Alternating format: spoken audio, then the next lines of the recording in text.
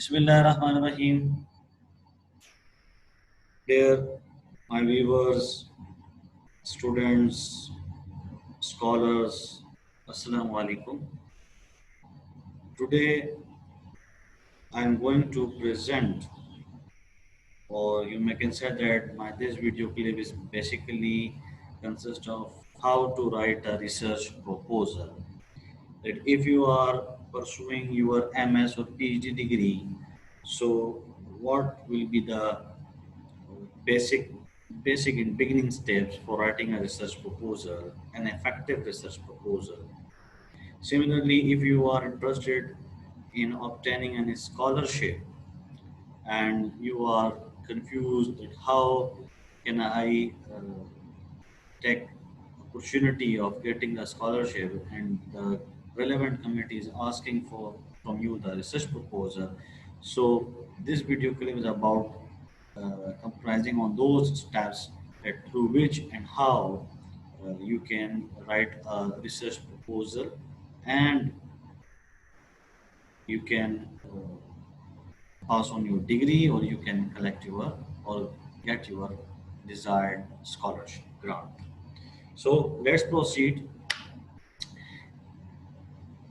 In today's lecture, there are main elements, चार इसके main concepts हैं, ठीक है जी, कि रिसर्च होती क्या है। सबसे पहले इसके बारे में थोड़ा सा जानने की कोशिश करेंगे, फिर रिसर्च प्रपोजल्स के कंपोनेंट्स क्या हैं हम उसके बारे में जानने की कोशिश करेंगे, फिर एक रिसर्च प्रपोजल कैसे डेवलप किया जा सकता है, और फिर नॉर्मली वो कौन से ऐसे प्रैक्टिकल स्टेप्स हैं, रेगुलर स्टेप्स हैं या मेथडोलॉजी के एस्पेक्ट्स है कि हम अपने प्रपोजल को और स्ट्रेंथन या इफेक्टिव बना सकते हैं।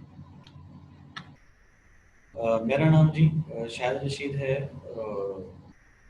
रिसर्चर हूँ, डेटा एनालिस्ट हूँ, एजुकेशनल कंसल्टेंट हूँ, ठीक है जी। मेरी एफिलिएशन जो है इस वक्त अब्बासी यूनिवर्सिटी में असिस्टेंट प्रोफेसर और सीनियर कोऑर्डिनेटर की हैसियत से मैं फ़राइज़ अंजाम दे रहा हूँ। इसके अलावा बहुत सारी अक्रॉस दी नेशनल इंटरनेशनल कुछ यूनिवर्सिटीज़ हैं, उनके रिसर्च और क्वालिटी इन्हांसमेंट के हवाले से उनका मेंबर भी हूँ। मेरा लिंक्डइन प्रोफाइल भी यहाँ मौजूद है जी, और मेरा यूट्यूब चैनल भी है जिस पर बहुत सारी वीडियोस मौजूद हैं। आई होप सो आप वीडियोस को देखेंगे तो आपके और भी डिफरेंट कॉन्सेप्ट्स रिगार्डिंग रिसर्च या डेटा एनालिसिस जो हैं वो आपकी क्लियर होंगे इंशाल्लाह। अच्छा जी, सबसे पहले जो एक कन्फ्यूजन है तो स्टूडेंट्स को रिसर्च के हवाले से डराया जाता है, तो ऐसा कतई नहीं है, या स्टूडेंट्स को डरते भी हैं, ऐसा कतई नहीं है जी। अगर आपको रिसर्च के ये एक्रोनिम्स या एब्रिविएशंस के बारे में आपको क्लियर अंडरस्टैंडिंग हो जाए तो रिसर्च इतनी मुश्किल चीज़ नहीं है, ये आप अपनी डेली रूटीन लाइफ में करते हैं। लाइक आप बीइंग अ मैच्योर पर्सन, आप कोई भी डिसीजन लेने से पहले उसके पीछे कुछ लॉजिकल थिंकिंग करते हैं। You use art of research, the rational way of thinking. फिर जब आपके थिंकिंग करते हैं तो basically you are becoming expert, you have some supportive evidences, ठीक है जी। आपके पास कुछ, आप एक्सपर्ट होना शुरू हो जाते हैं। जब आप थिंकिंग करते हैं तो बेसिकली आप पढ़ते हैं, और जब पढ़ते हैं समझते हैं तो आपके अंदर एक्सपर्टीज या उस पर्टिकुलर इशू को रिजॉल्व करने की ट्रीटमेंट के हवाले से एग्जॉस्टिव एक्सपर्टीज आप में डेवलप होना शुरू हो जाती है।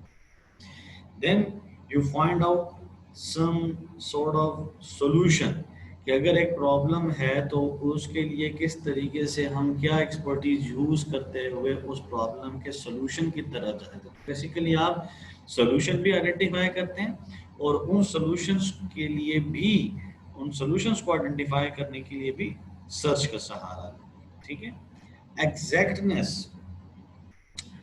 Then the fourth element is exactness. आप किस हद तक करेक्ट हैं, आपकी एक्यूरेसी क्या है, बाइस्ड हैं, अनबाइस्ड हैं, ठीक है।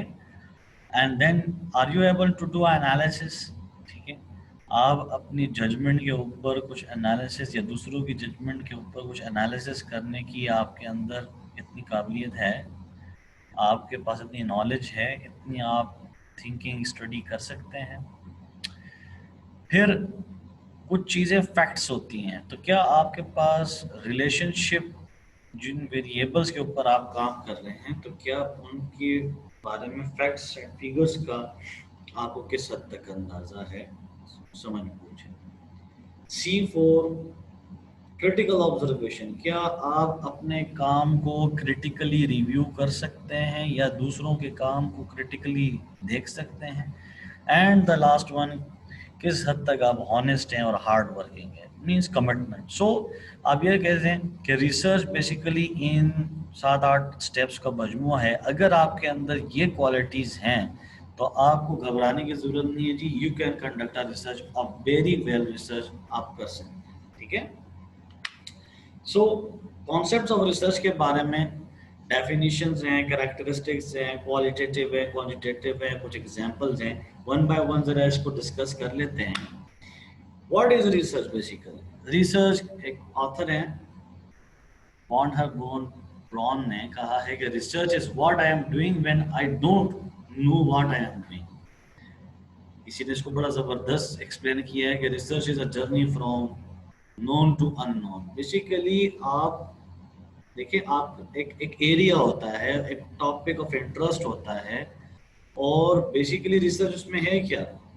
रिसर्च उसमें ये है कि आप उस हद तक उसके अंदर इन डेप्थ में चले जाते हैं कि एक चीज़ जो आपको पता है, ठीक है जी, और उस पता लगने से आप उस इन डेप्थ तक चले जाते हैं कि फिर बाद में आपको खुद पता नहीं होता कि मैं किधर आ गया। Means to say you explore something new that neither be explore in previous. So ये आप सबसे पहले ये समझने की कोशिश करें कि रिसर्च जो है वो ये है कि अक्सर मैं देखता हूँ हमारे स्टूडेंट्स कहते हैं कि सर मुझे नहीं पता कि रिसर्च कैसे करनी है। तो रिसर्च करना दूर की बात है, पहले आप ये देखें जो आपका एलिमेंट है, आपके अंदर क्या ये चीज़ मौजूद है, वो एरिया के अंदर फिर टॉपिक, ठीक है जी, फिर उसके अंदर अवेलेबिलिटी, ठीक है। तो क्या उन चीज़ों को मद्देनज़र रखते हुए आप एक ऐसे स्पेसिफिक एरिया में, आप एक तरीके से आप कह सकते हैं कि आप एक क्लाइम करते हैं, छलांग लगाते हैं, ठीक है जी, जिसके अंदर आप अपने एक नोन एरिया से एक अननोन चीज को एक्सप्लोर कर लें। सो रिसर्च सिंपली क्या है? It simply refers to the search for knowledge. It is a scientific systematic search for information on a particular topic or issue. It is also known as the art of scientific investigation. Simply research क्या है? Knowledge को search करना। याद रखें, जब हम किसी भी स्कॉलरशिप को हासिल करना चाहते हैं या MS, MPhil या PhD की डिग्री हासिल करना चाहते हैं, तो बार बार we are focusing on one thing, that search for knowledge. हमारी रिसर्च का महवर नॉलेज क्रिएशन होता है, ठीक है जी। We are going to explore some knowledge, existing knowledge area के अंदर हम कुछ एडिशन, कुछ कंट्रीब्यूशन कर, ठीक है, और उसके लिए हम साइंटिफिक या सिस्टमेटिक प्रोसेसेस अडॉप्ट करते हैं, हम स्टैटिस्टिकल टूल्स यूज़ करते हैं, या हम स्टेप बाय स्टेप उसको लेके जाते हैं, जैसे कि चैप्टर 1 है, फिर मेथडोलॉजी, लिटरेचर है, फिर मेथडोलॉजी है, एनालिसिस है। तो एक स्टेप बाय स्टेप हम चलते हैं with keeping in mind some scientific जो हमारे कॉन्सेप्ट्स हैं। तो इन दोनों चीज़ों को जो हम मर्ज करके आगे जाते हैं, this is called what? About the research. अब ये आर्ट क्यों है साथ में, कि जब साइंस भी है तो ये आर्ट क्यों है? Art when you are going to report the thing, किस खूबसूरती से आप डेटा जो है वो उठाते हैं, दिस इज द थिंग कि जी मैंने इन्वेस्टिगेशन जो की, मैंने जो डेटा कलेक्शन की, वो जिस खूबसूरती और किस साइंटिफिक उसूलों के मुताबिक आपने जो डेटा कलेक्शन किए, this is what are called about the scientific art of scientific investigation. फिर अक्सर स्टूडेंट को ये शिकायत होती है कि जी हम एक पेज लेके गए या 2 पेज लेके गए या प्रपोजल लेके गए, और सुपरवाइजर जो हैं वो हमें रिजेक्ट करते हैं, पढ़ते भी नहीं है। तो बेसिकली आपको पता होना चाहिए कि एक सुपरवाइजर को, चूंकि वो आप सीधा समझते हैं चीज़ों को, तो उनको पता होता है कि रिसर्च के अंदर करेक्टरिस्टिक्स क्या होनी चाहिए। तो अगर आपके प्रपोजल में वो करेक्टरिस्टिक्स नहीं होंगी रिसर्च की, तो वो पहला पैराग्राफ पढ़ते के साथ इसको डिनाई कर देते हैं। मिसाल के तौर पे उनको मैंने कोशिश की है कुछ गैदर करने की, सबसे पहले उसके अंदर सिस्टमेटिक अप्रोच है कि नहीं है। सिस्टमेटिक अप्रोच से मुराद ये है कि जी इंट्रोडक्शन है, फिर प्रॉब्लम स्टेटमेंट है, रिसर्च क्वेश्चंस हैं, ऑब्जेक्टिव्स हैं, सिग्निफिकेंस है, लिटरेचर है। तो क्या जी चीज़ को उसने तरतीब के साथ लेकर आए हैं कि नहीं। फिर उसके अंदर लॉजिकल रीजनिंग है कि नहीं, वो जो आर्गूमेंट बिल्डअप कर रहे हैं या जो बात बताना चाह रहे हैं, क्या उसके अंदर किस हद तक उन्होंने लॉजिकल रीजनिंग के एलिमेंट को रखा हुआ है, या सिर्फ उन्होंने पैराग्राफ लिखकर एट द एंड रेफरेंस लिखे हैं, या उन्होंने जो अपनी एजर्शंस उन्होंने क्लेम किए हैं स्कॉलर ने, उसने उसको वो सपोर्ट किया है एम्पेरिकली या नहीं किया। ठीक है। फिर हम आगे जाते हैं कि लॉजिकल रीजनिंग में ये भी सबसे बड़ा इंपॉर्टेंट एलिमेंट होता है कि जो आपकी स्टडी है वो किस हद तक रीजनेबल है। कहीं ऐसा तो नहीं है आप कोई ऐसी स्टडी कंडक्ट करने जा रहे हैं जो कि नाम के लिए तो बड़ी अच्छी है, लेकिन उसको कंक्लूड करना बड़ा मुश्किल हो जाए। So you must be some sort of logical background कि क्यों ये स्टडी हो रही है, मोटिवेशन क्या है। ठीक है जी। तो ये आपको आपकी प्रपोजल राइटिंग में होनी चाहिए। फिर आ जाते हैं हम मैथडोलॉजिकल एस्पेक्ट से कि जो आप नॉलेज आप ये डेटा आप ले रहे हैं वो कहाँ से होगा। वो नेचुरल सेटिंग से होना चाहिए, कोई आर्टिफिशियल सेटिंग से नहीं होनी चाहिए। ठीक है। ठीक है। मतलब क्योंकि हम हमेशा बात करते हैं कि रिसर्च में हमने बाइस्ड नहीं होना, हमारा डेटा अनबाइस्ड होना चाहिए। ठीक है। तो अगर आपका बाइस्ड डेटा होगा तो फिर वो जर्नलाइजेबिलिटी के एस्पेक्ट में बड़ा इशू हो सकता है। इसलिए आप इस चीज़ का बड़ा ख्याल रखें कि जो आप डेटा ले रहे हैं वो कहाँ किस सेटिंग्स में लें, और फिर डेटा के अंदर कोई एनॉमली नहीं होनी चाहिए। नॉर्मली ये जो पोर्शन है ये आपकी मेथडोलॉजी के साथ ज़्यादा एसोसिएटेड होता है। ठीक है ना, कि आप कहाँ से लेंगे, या फिर बाज़ औक़ात इसको हम लिटरेचर रिव्यू में भी देख लेते हैं कि आपके जो आपने जो डेटा लिया है वो जिन स्टडी से लिया है या जिस तरीके से आपने एक्सट्रैक्ट किया है, क्या वो वाकई में, जैसे रिलेशनशिप का हमने रिसर्च के अंदर रिलेशनशिप ऑफ फैक्ट्स की हमने बात की थी, तो सुपरवाइजर को बेसिकली, क्योंकि वो तो एकेडेमिया में लिंक होते हैं, तो he knows very well from you from me कि जो एक्चुअली वेरिएबल्स का फिनोमेना क्या है, किस तरीके से वेरिएबल्स प्ले करते हैं, तो बिहेवियर या रिस्पॉन्स क्या होता है। तो फिर जब आप राइटअप करते हो थोड़ी सी चीज़ों को गलत बयानी के साथ लिखते हैं तो वो फिर रिजेक्शन के ज़ुमरे में चली जाती है। इसलिए you must be very critical.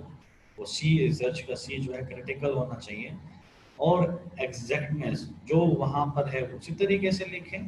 ठीक है जी। वही चीज़ों को रिपोर्ट करें। ठीक है। और अपनी मेथोडोलॉजिकल सेक्शन के अंदर इसको बड़ा ट्रांसपेरेंट रखें। देन अक्सर ये होता है कि आपके रिसर्च फ्यूचर रिसर्च क्वेश्चन को जनरेट करने में अगर नाकाम, मतलब अगर आप कोई ऐसी स्टडी कर रहे हैं कि जो आगे फ्यूचर रिसर्च नहीं दे पा रहे, तो फिर उस स्टडी की वर्थ कम हो जाती है। देयर मस्ट बी एक अच्छी रिसर्च स्टडी जो है वो आने वाली फ्यूचर जनरेशन को एक बात, एक अनआंसर क्वेश्चन ज़रूर दें।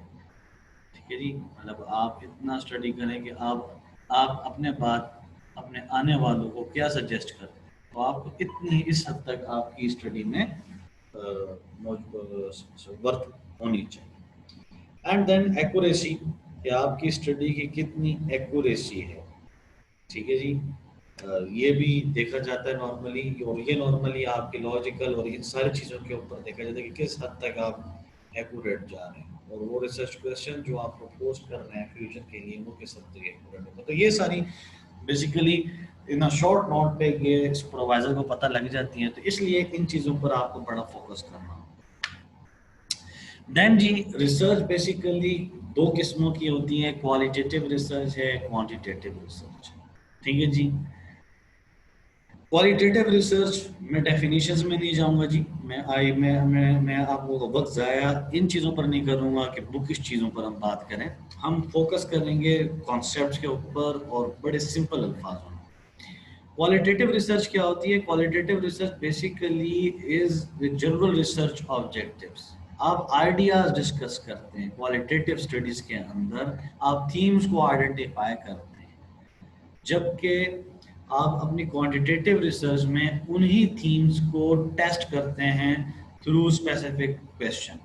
ठीक है जी। मिसाल के तौर पे मैं आपको बता देता हूँ कि क्वालिटेटिव स्टडी में आप अडॉप्ट करते हुए you go for the theory development, और उस थ्योरी को जब आप टेस्ट करते हैं that is basically a quantitative research. अब जब आप क्वालिटेटिव रिसर्च करते हैं तो आप बेसिकली बिहेवियर्स को ऑब्जर्व करते हैं, पैटर्न्स को ऑब्जर्व करते हैं और उसकी बेसिस पे जजमेंट करते हैं। जबकि क्वांटिटेटिव रिसर्च में जो अप्रोच होती है आपकी, उसके अंदर आप मेजरमेंट स्केल्स का इस्तेमाल करते हैं। ठीक है जी। क्वेश्चनियर्स इसका इस्तेमाल करते हैं और फिर उनको थ्रू स्टैटिस्टिकल टेक्निक टेस्ट करते हैं। क्वालिटेटिव रिसर्च में आपकी डेटा की कलेक्शन जो होती है वो अनस्ट्रक्चर्ड होती है, फ्री फॉर्म होता है, ओपन एंडेड क्वेश्चंस होते हैं, इंटरव्यू होते हैं, फोकस ग्रुप डिस्कशंस होती हैं। जबकि क्वांटिटेटिव रिसर्च के अंदर ऐसा नहीं होता, वो स्ट्रक्चर्ड क्वेश्चंस होते हैं, क्लोज एंडेड क्वेश्चंस होते हैं, लिकर्ट स्केल जिसको आप कह सकते हैं। रिसर्चर इंडिपेंडेंस क्वालिटेटिव स्टडी में क्वालिटेटिव जो रिसर्चर होता है वो ज़्यादा इन्वॉल्व होता है, क्योंकि वो उसको लोगों के बारे में एक्सप्लेनेशन या चीज़ों के बारे में एक्सप्लेनेशन देनी होती है लोगों को। दैट्स वाई उसकी इन्वॉल्वमेंट ज़्यादा होती है। जबकि क्वांटिटेटिव रिसर्च के अंदर रिसर्च की इन्वॉल्वमेंट बहुत कम होती है। ठीक है जी। और जो है क्योंकि वो क्वेश्चन देकर अपने रिजल्ट लेता है, रिजल्ट्स उसके क्वालिटेटिव स्टडी में सब्जेक्टिव होते हैं, क्वांटिटेटिव स्टडी में ऑब्जेक्टिव होते हैं। सैंपल साइज जो होता है क्वालिटेटिव स्टडी में वो नॉर्मली स्मॉल सैंपल साइज होता है। ठीक है जी। और जबकि क्वांटिटेटिव स्टडीज में ये लार्ज सैंपल साइज होता है ताकि आपके रिजल्ट्स जो हों वो जर्नलाइज हो सकें। ठीक है जी। और वो दूसरे कॉन्टेक्स्ट में भी यूज हो सकें। तो ये मेन डिफरेंस है एक क्वालिटेटिव रिसर्च का और क्वांटिटेटिव रिसर्च का। अब रिसर्च बेसिकली स्टूडेंट को ये सबसे बड़ा मसला होता है जब उसका प्रपोजल रिजेक्ट होता है या उसको स्कॉलरशिप ग्रांट नहीं मिलती, तो उसको पता नहीं होता कि वो अपनी रिसर्च ये क्वालिटेटिव क्वांटिटेटिव तो है लेकिन वो किस एस्पेक्ट में कर रहा है।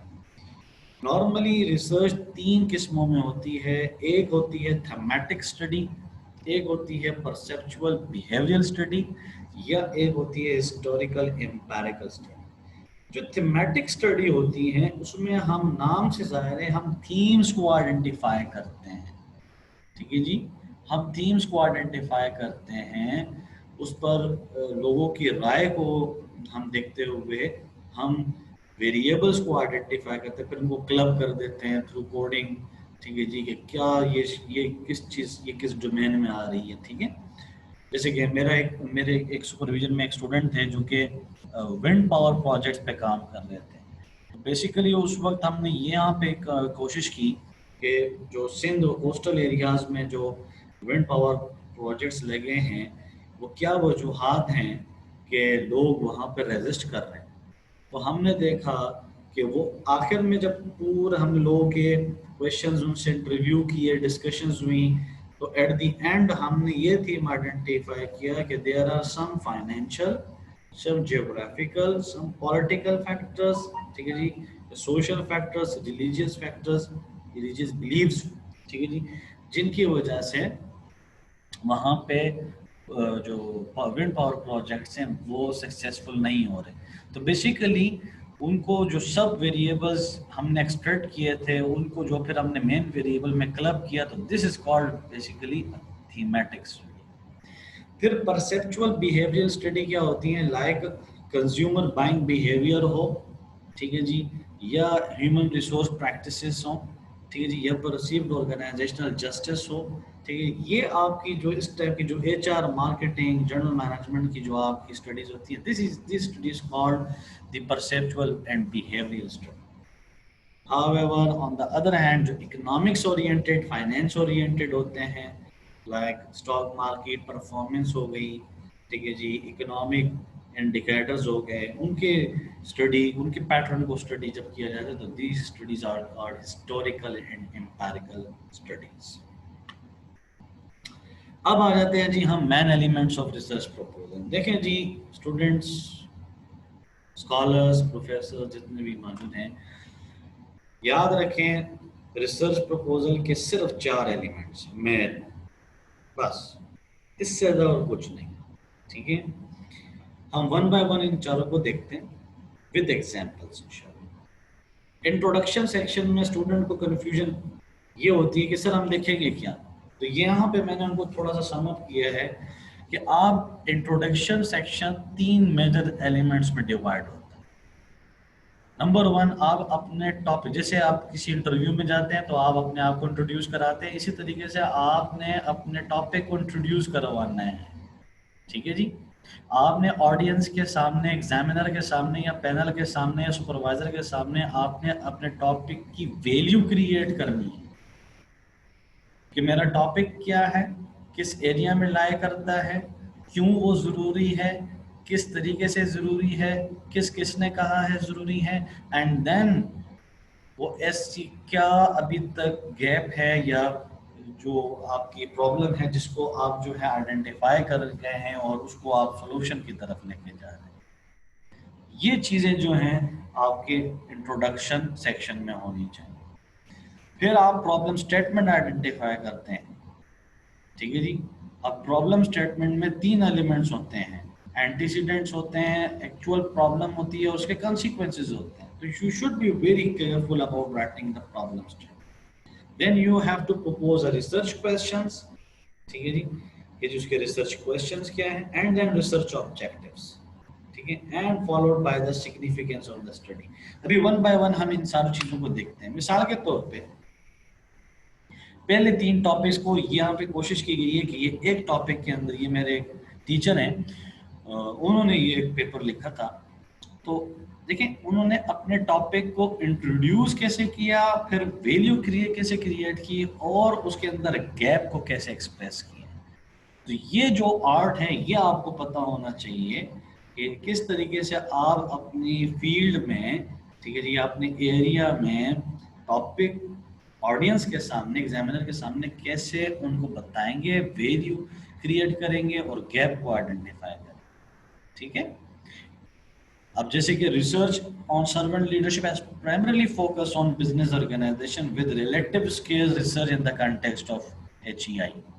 अब देखें इन्होंने यहाँ पे, चूंकि ये मैंने थोड़ा सा एक्सट्रैक्ट किया, तो यहाँ पे देखें उन्होंने किस तरीके से वैल्यू क्रिएशन की, फिर उसको फर्दर आर्गुमेंट लेके गए हैं कि जी कंटेक्स्ट, जिस कंटेक्स्ट में स्टडी हम कर रहे हैं उसके अंदर क्या इश्यूज हैं, ठीक है जी। और फिर उन्होंने इसको ये भी दिखाया है कि सर्वेंट लीडरशिप है significantly utility in HA where primary function is provision of service and to develop people, ठीक है। अब इसको बाकायदा उन्होंने प्रीवियस स्टडीज के साथ लिंक कर दिया है कि जी किस तरीके से ये जो एक मेरा वेरिएबल है ये इनके इस सेक्टर में बड़ा यूजफुल हो सकता है। Leadership is the education is massively challenges as leader are faced with tough decision pertinent to budgetary cuts, raising pay. अब देखें वही लीडरशिप को उन्होंने प्योर अपने वैल्यू क्रिएशन के अंदर यूज कर दिया है। How you create the value, तो ये क्रिएशन ऑफ वैल्यू के हवाले से एक छोटा सा आपको एग्जांपल के तौर पे फूड फॉर थॉट। देन आप किस तरीके से अपना प्रॉब्लम स्टेटमेंट, रिसर्च क्वेश्चन या रिसर्च ऑब्जेक्टिव डिजाइन करते हैं। अच्छा, प्रॉब्लम स्टेटमेंट के हवाले से 2 स्कूल्स ऑफ थॉट हैं, एक Uma shikra school of thought है और एक मलेशियन स्कूल ऑफ थॉट है। मलेशियन स्कूल ऑफ थॉट आपको ये कहते हैं कि आपने एक दफ़ा इंट्रोडक्शन सेक्शन में अपनी गैप आइडेंटिफिकेशन के बाद, अपनी क्रिएशन ऑफ वैल्यू के बाद, ओरिजिनलिटी के बाद, सब कुछ कर दिया। Just problem statement is what you have to write a one statement like this, determine the extent to which career satisfaction mediates the relationship between SL and the life satisfaction। ठीक है। जबकि दूसरी तरफ जो उमा सीकरा स्कूल ऑफ थॉट है वो ये कहते हैं कि जी आप पहले एंटीसीडेंट्स वो कॉजेज बताएं अपने प्रॉब्लम के, ठीक है जी, फिर वो प्रॉब्लम बेसिकली हो क्या रही है वो बताएं, and from those particular problem what is going to happening, ठीक है जी, कंसिक्वेंस आप वो लिखते हैं, वो रिजल्ट्स। तो आप जिसको भी फॉलो करते हैं it's up to you, but it's a layout for you guys कि किस तरीके से आपकी प्रॉब्लम स्टेटमेंट होनी चाहिए। रिसर्च क्वेश्चंस अक्सर जो गलती कर जाते हैं, अब आप देखेंगे कितने खूबसूरत अंदाज में यहाँ पे हर रिसर्च ऑब्जेक्टिव को डिफरेंट तरीके से लिखा गया है, to identify, to investigate, to ascertain, to assess, these are called action oriented words.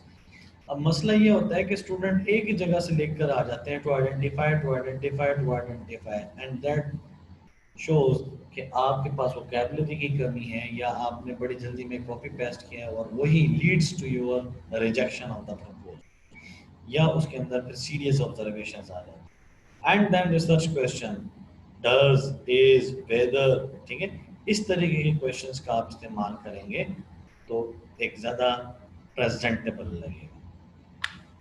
Then ji significance, मैं हमेशा से स्टूडेंट्स को कहता हूँ बीइंग अ सुपरवाइजर कि मुझे इन सवालों के जवाब दें।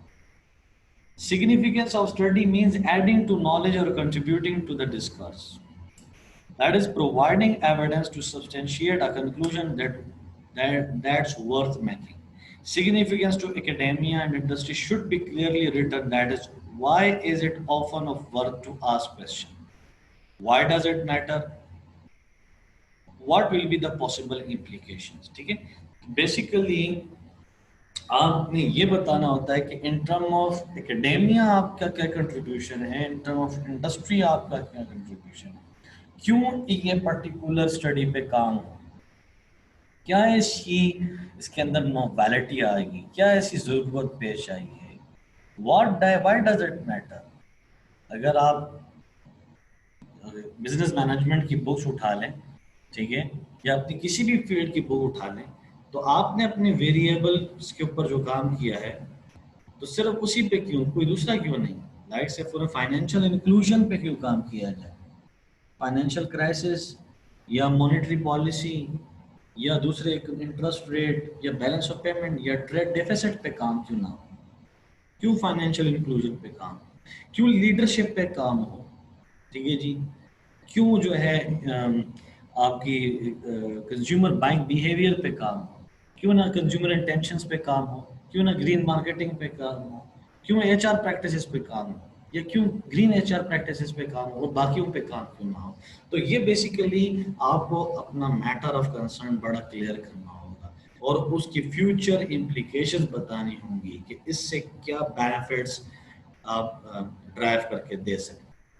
तो ये बेसिकली ओवरऑल आपके इंट्रोडक्शन सेक्शन के अंदर शामिल होने चाहिए। देन जब हम लिटरेचर रिव्यू की बात करते हैं तो लिटरेचर रिव्यू के 3 कंपोनेंट्स होते हैं। One is theoretical support, the second one is empirical support, and the third one is theoretical framework and hypothesis development. One by one अब देखते हैं जरा।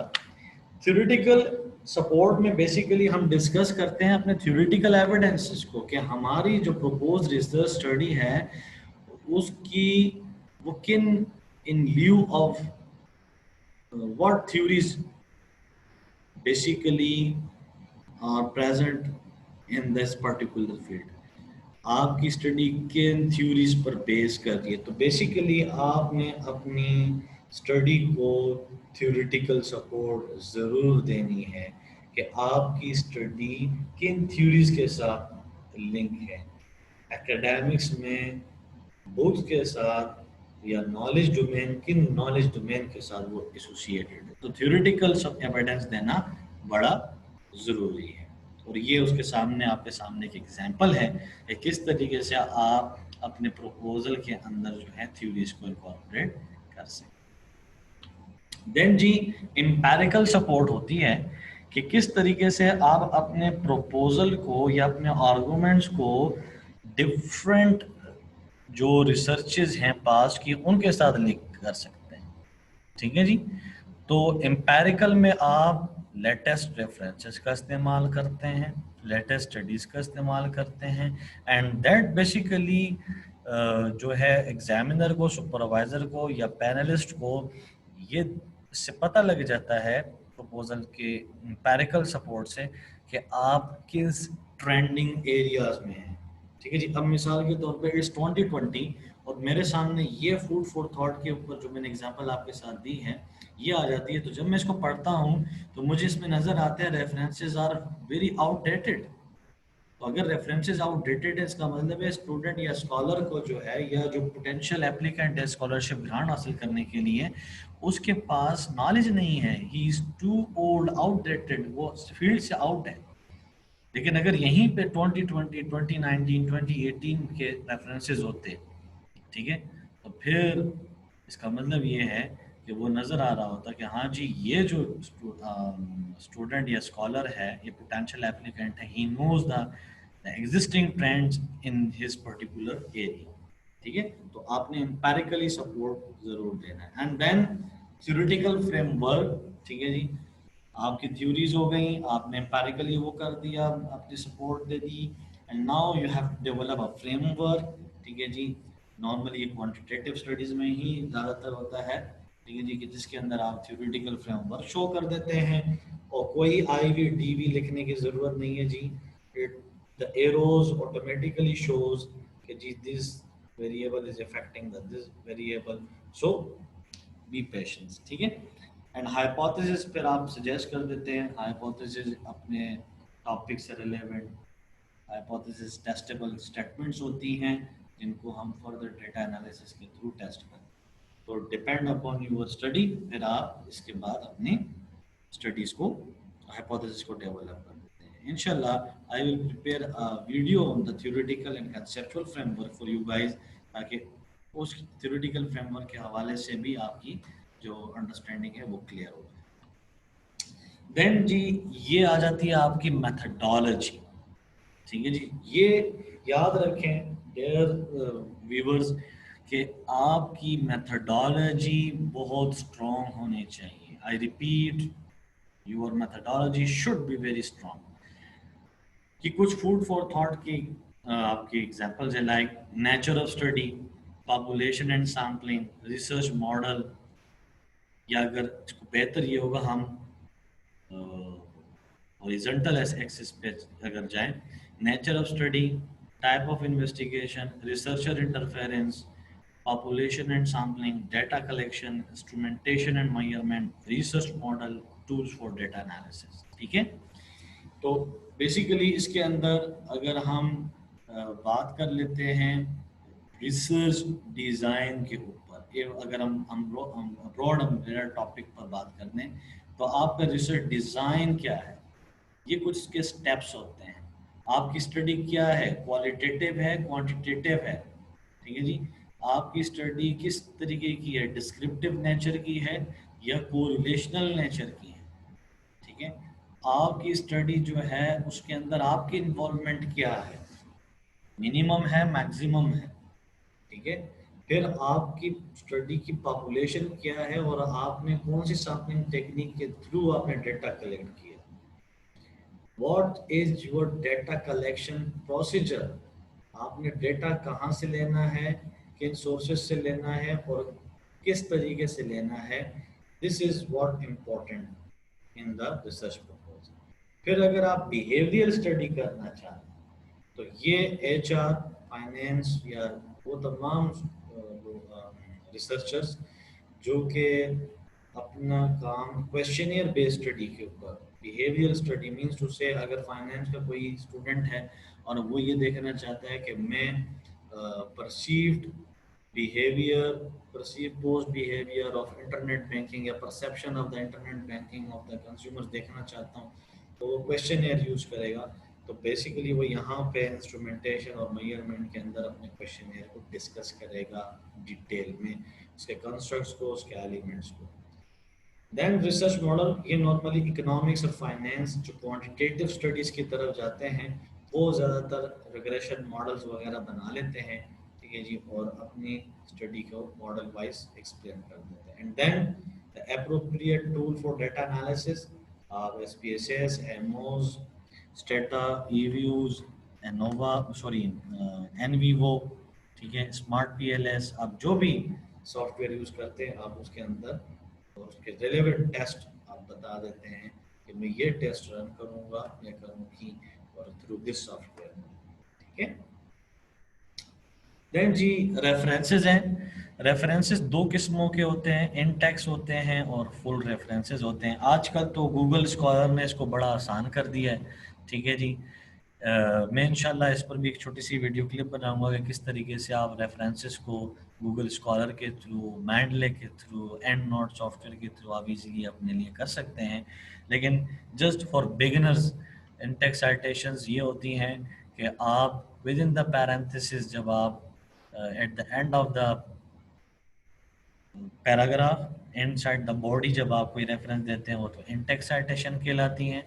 अगर आपने पैराग्राफ के एंड में रेफरेंस देना होता है तो ये जो सबसे ऊपर है वेगनर एंड पिट 1994, ये आपका एंड पे आता है। लेकिन अगर आप बिगिनिंग में अपने रेफरेंस देना चाहते हैं तो फिर आप ये strategy research by Wegner 1994 supports, तो आप इस तरीके से लिखते हैं। सिमिलरली अगर आपका फुल रेफरेंस होता है, ठीक है जी, तो आप जो हैं वो ये तरीक़ाकार होता है, ठीक है जी, जो कि फाइनल पेज में मौजूद होते हैं। आप उसके अंदर ऑथर की डिटेल होती है, ईयर होता है, टाइटल होता है, जर्नल का नाम होता है इटैलिक में, वॉल्यूम, इशू नंबर और पेज नंबर, ये सारी चीज़ें उसके अंदर मौजूद होती हैं। और ये सेकंड लाइन जो होती है ये हमेशा इंडेंट होती है, ठीक है। अक्सर स्टूडेंट यहाँ पे गलती कर जाते हैं। मैं इसके बारे में भी जब रेफरेंसेस पर वीडियो बनाऊंगा बताऊंगा कि किस तरीके से हम इजीली कर सकते हैं। थैंक यू वेरी मच जी, it's all from my side. आप मैं उम्मीद करूंगा कि आप लोगों की जो कन्फ्यूजन है रिगार्डिंग द रिसर्च प्रपोजल वो काफ़ी हद तक क्लियर हो गई होगी। आपके कोई भी क्वेश्चंस हो regarding research proposal, data analysis, please straight away write to me, ठीक है जी। I will try to answer you guys. आपके फीडबैक का भी इंतज़ार रहेगा। कोई भी किसी किस्म की रिसर्च डाटा एनालिसिस ओरिएंटेड आपको वीडियो क्लिप्स चाहिए हो आप बताएं, इंशाल्लाह मैं उसको भी वीडियोस बनाऊंगा। ये मेरा ईमेल एड्रेस है और मेरा यूट्यूब पे चैनल भी मौजूद है। आप सब्सक्राइब करें, लाइक करें, शेयर करें अपने सर्कल में अपनी मेरी ये वीडियोस, और ताकि नॉलेज फॉर ऑल का जो ड्रीम है हमारा वो कवर हो सके। Thank you very much. अल्लाह हाफिज़, अपना ख्याल रखें।